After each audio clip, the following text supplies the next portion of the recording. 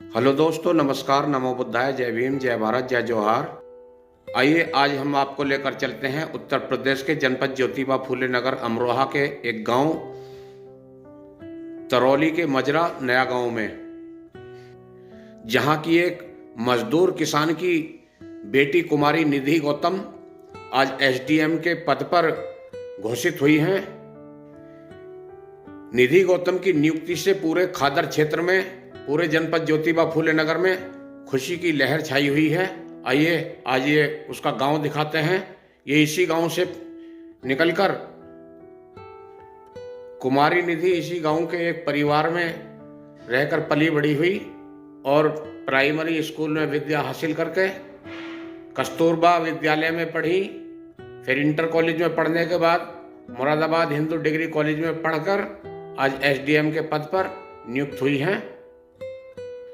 कुमारी निधि के पिता वीरपाल सिंह इसी गांव के कृषि मजदूर हैं। ये है नया गांव निकट त्रिवेणी शुगर मिल, चंदनपुर।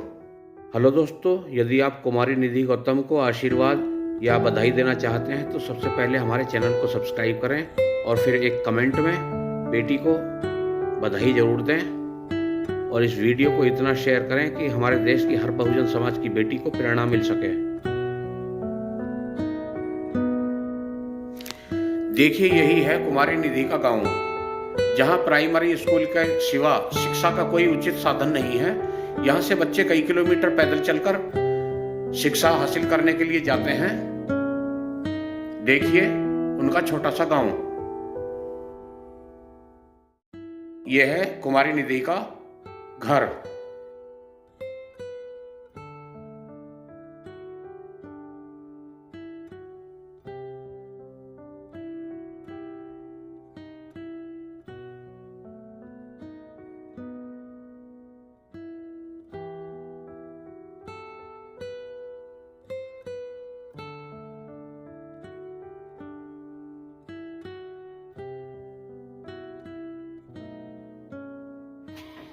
हेलो दोस्तों, नमो बुद्धाय, जय भीम।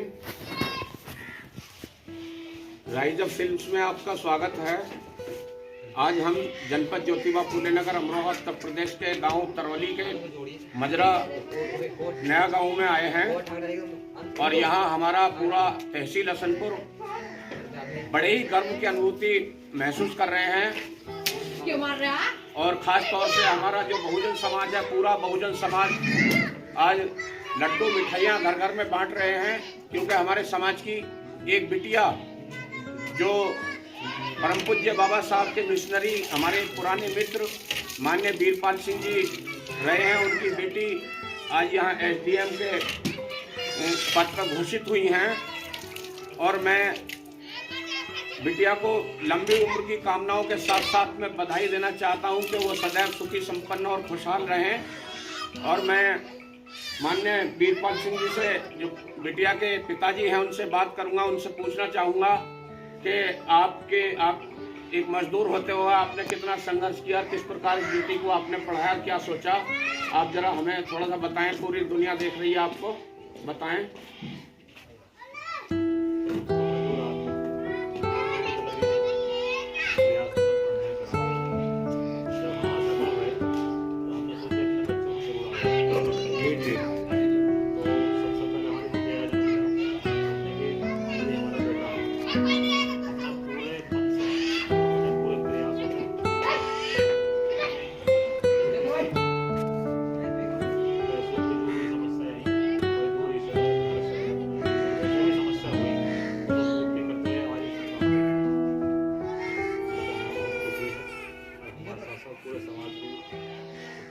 लेकिन आपको ये शिक्षा की प्रेरणा कहाँ से मिली? क्योंकि आप चाहते तो खेती में मजदूरी भी मिलती है, खेती में भैंस पालन भी हो सकता है और भी बहुत सारे रोजगार हैं, लेकिन शिक्षा ही आपके दिमाग में कहाँ से पैदा हुई कि शिक्षा ज़्यादा जरूरी है?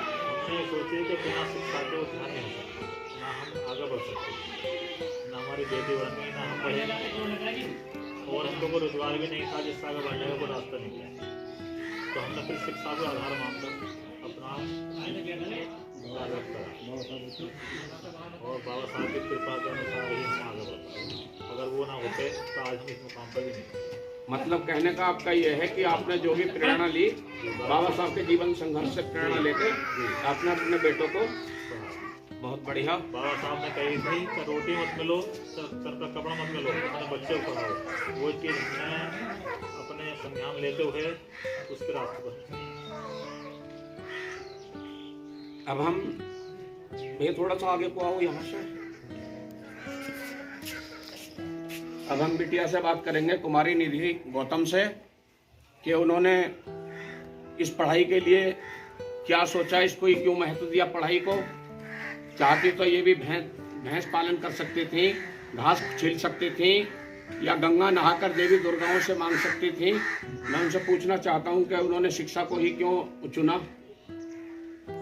जो शुरू से बताया गया है कि पढ़ाई से इंसान आगे बढ़ सकता है, और जो बाबा साहब ने भी कहा था कि पैर में जूती हो ना हो, हाथ में किताब होनी चाहिए। अगर इंसान शिक्षित है, अगर शिक्षित इंसान है तो वो किसी भी क्षेत्र में जाएगा तो उससे जागरूक है हर तरीके से, वो सब उसमें करेगा। और मेरे जो पापा वगैरह थे, सबका मन था और मेरा भी मन था। उन्होंने मुझे, पापा मम्मी ने, सबने ही फिर अधिकारी बनना, आगे बढ़ने के लिए पापा ने तुम्हें प्रेरित किया।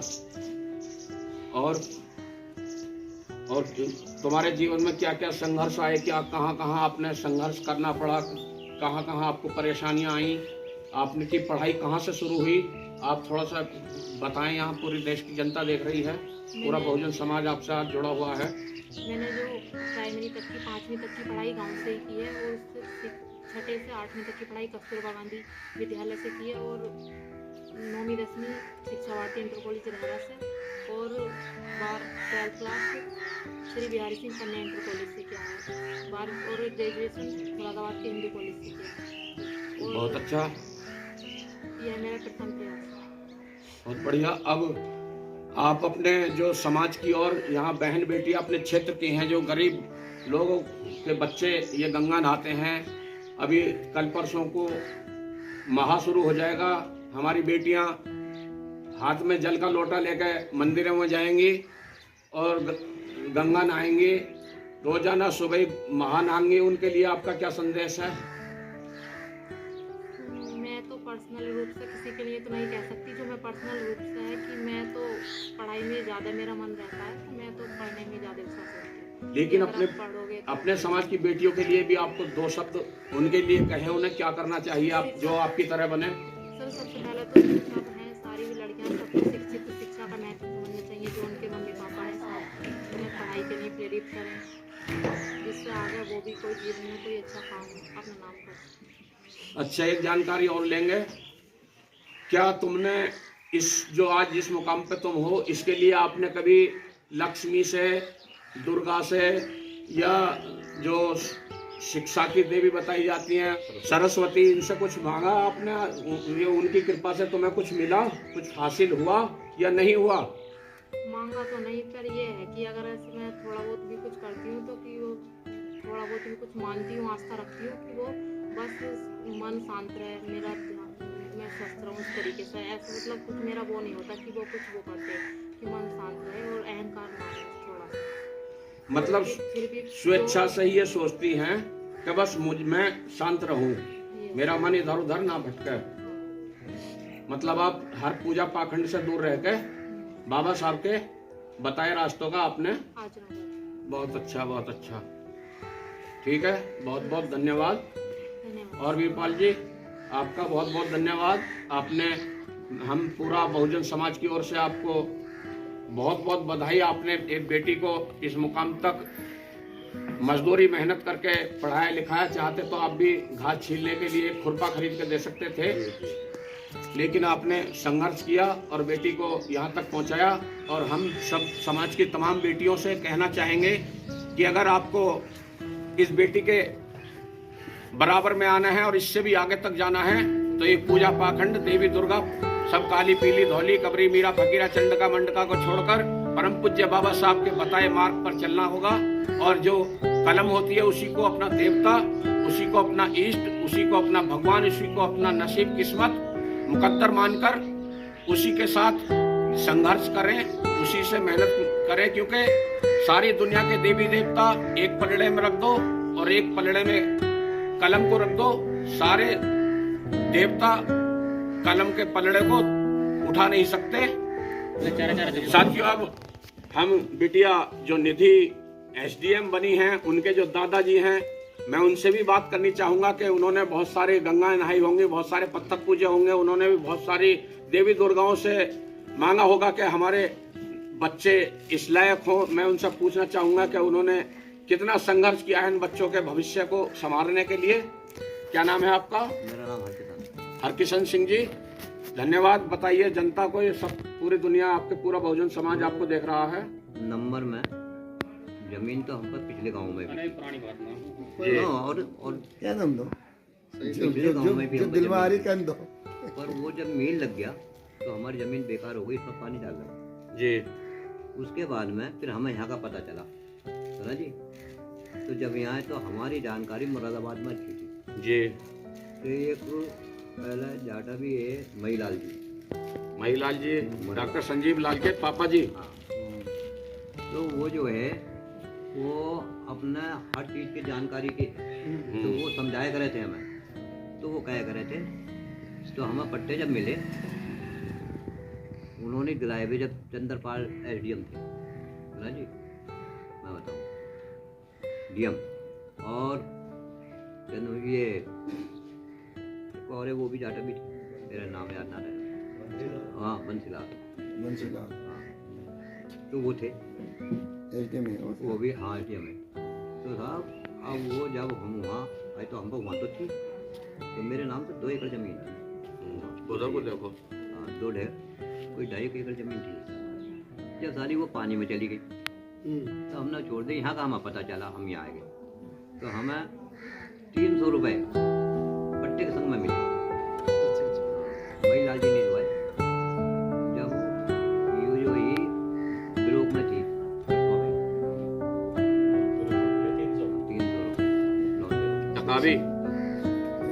जब वो तकावी हमें मिली तो वो जब वो हमको बल तो है, हम कैसे खेती करें? तो महीलाल जी बोले खेती न कर ना जी। उन्होंने एकदम इसका अधिकारी को बुलाया, और बुलाया तो बोले कि इन्हें बल दो के पैसे देने हैं 1500 रुपये। तो 300 तो हमारे वो कट गए, सुना जी। 100 रुपये एक चंद्रपाल जाटा मैनेजर, उनने ले लिए। जब उनने ले लिए, अब यहाँ नाराजगी हुई तो हमने 5 जनों ने तो ले लिए और बाकी रह गए। तो हमारा तो गाँव में पूरा बसा हुआ है सब्जी टिंगे से। तो वो बोले कि ऐसा करो भाई, तुमने उन्हें तो दे दिए, पैसा मुझे देने चाहिए। तो उन्हें दरख्वास्त दे दी उनके नाम की। हम फिर गए उनके द्वारे मैनेजर के बैंक में। जब वहाँ पहुँचे तो बोले भाई अब नहीं देने। क्यों? मेरे नाम की लगी दरख्वास्त कि ये दलाली लेते हैं। तो बोले पर एक तरीका है, मैं तुम्हें दे सब कुछ दूंगा, पर तुम एक काम करो। बोले जी क्या? कि तुम मुझे अपना वो लिख के दे दो कि हमने कोई पैसा नहीं दिया, हलफनामा तो हम दे देंगे तैयार। हमने हलफनामा दे दिया, उन्होंने सब कुछ दे दिए। जब वो महीलाल जी बोले कि देखो भाई, एक तो हरिद्वार मत जाइयो पहले नंबर, सुना जी, वहाँ सब पंडितों का ही मजा।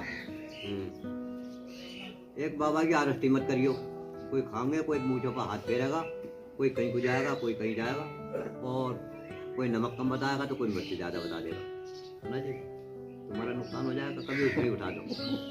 एक जहार पीर पर मत जाइयो, सुना जी, बहुत से जहार पीर पे जामा है। एक तुम्हारी देवी जो है शेरा वाली, इसका नाम ही भूल दो, गंगा मत नहीं हो। हाँ, चाहे शेरा वाली देवी जो वहाँ जामा है, भगत रह जावा, वहाँ भी मत जाइयो मान की। और कहीं ये अपने बच्चों को ही पढ़ाइयो, और बिना पढ़ाई कहीं कुछ नहीं है, और इसी चक्कर से परेशान है, सुना जी।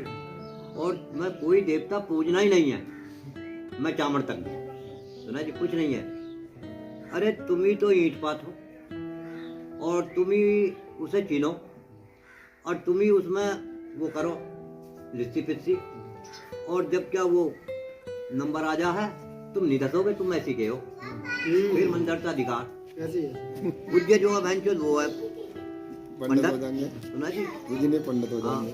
तो इस तरीके को मेरे याद करें, अपने बालकों को पढ़ाइयो और अपनी खेती करो, अपने बालकों को पालो, सुना जी।